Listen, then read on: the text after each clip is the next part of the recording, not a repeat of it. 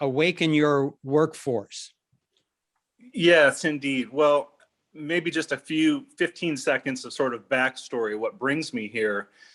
I was trudging along kind of in a normal trajectory work-wise.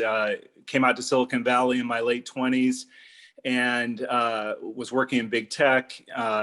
And I had an awakening experience on a surfboard down in San Diego that just opened me up and kind of ruined me for a normal life thereon after. And similar to you, my interest was in saying, how can I serve that sacredness of life that opened up for me? And, in the context of business at the time, I asked myself, well, how can business itself be in service of this larger agenda to serve the sacredness of life itself? And I've been trying to answer that question for the last 20 years. And, my early answers to that was to start 2 for-profit social businesses in the developing world for the benefit of low-income people. And, the first was a network of eco-friendly taxis in Lima, Peru. And the second was doing prepaid renewable energy in about 30 countries around the world. And after we were acquired, the second business was acquired in 2017 by a large German solar manufacturer. I sort of turned my focus back into what is it that inspired me to move from kind of my deeper purpose, which is something I know you're very passionate about, this kind of opening to the sacredness of life and serving it through the medium of business. And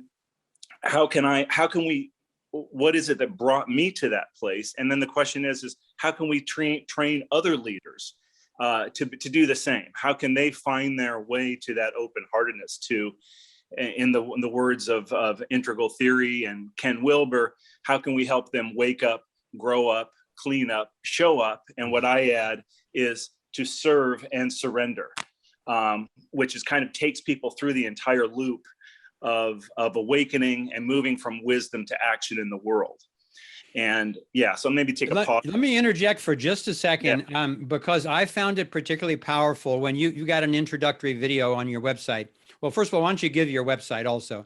Yeah, it's my main website is at syntropycenter.com, SYNTROPY center.com. And you've got an introductory video on there where at one point when you're talking to the audience, you say what your purpose is. Can you share what your purpose is? Yeah, indeed. Well, my purpose is to heal the wound between money and meaning, profit and purpose, to enable business to be a force for good in the world. Yeah, I was so touched when I heard that. And I just wanted to spotlight this because this is what we've really based our whole solutions model around. And when the Solutions Hub, the new one, launches, we'll have a whole thing and we'll do seminars and so forth on helping people get clear on their purpose. Because once you're clear on your purpose, then it shapes everything in your life. And the businesses that you're now doing are such a beautiful reflection of that purpose that I just want to, I think we've got highly purposed people as members of this freedom portal, but we can all hone our purpose. And also I encourage you to encourage your friends to sit down and get clear on your purpose, because if we are a toroidal vortex, the spin axis of that torus is your purpose. That's what determines everything else. So once you get that clear, then how you spend your time, how you make your decisions, how you choose your teammates and so forth, everything comes from that. And Grant is actually doing workshops, my understanding is empowering people to do that sort of thing. Is that accurate? Yeah, and indeed, the course that I'm launching this fall is called Ignite, your playbook for plugging into purpose at work. And I think a lot of people are talking about purpose in business these days. And what I've done is tried to summarize, synthesize, and simplify some of the best thinking around purpose, leadership, culture, and what the conscious capitalism folks call stakeholder orientation. I simplify to impact. So it's finding that handshake at work between the purpose that lights us up, the inner work, and its expression in the world, what I call impact. And I think, of course, purpose inspires action, or purpose inspires impact, and impact satisfies purpose. So there's, one hand washes the other, essentially, and bringing those together is what I did in my own life. And I think what so many people that are dealing with anxiety, depression, obesity, disengagement at work, so many people that are struggling are yearning for this, but they're trying to find a way to find more meaning and impact in the work they do. And I believe we need to recruit the private sector to be a force for good in the world. And I think your non-aggression principle and voluntarism and personal sovereignty plays right into this. Yeah, that's great. And you were mentioning a few things. You were mentioning conscious capitalism, which was originally spearheaded by John Mackey, and then impact investing, B corporations, and so forth. And my recommendation to people on those things is that there's a good intention behind each one of those. And to a great extent, each one of them has been co-opted. So exactly. when you go, impact investing in the beginning was really good. Right. Sustainable investing was really good. And now you can't tell a sustainable investment portfolio from a traditional one. The impacting investing is being taken over by some, highly influential family offices and so forth, and just turned into a whole tool for the GES movement, where the basically the banking system is trying to use Agenda 21, climate change, fraud, and so forth to do their next big steal of everybody's money by getting corporations to have to move billions and billions of dollars into the sustainable development and so forth. Right. And it's not that at all. It's basically the New World Order agenda under an environmental cover. So just be very careful out there in looking at those things. Don't assume that it's bad. I've learned a lot from John Mackey. I've seen some great impact investing and so forth, but just be very careful. Don't be fooled by the name at all these days, because almost everything's upside down.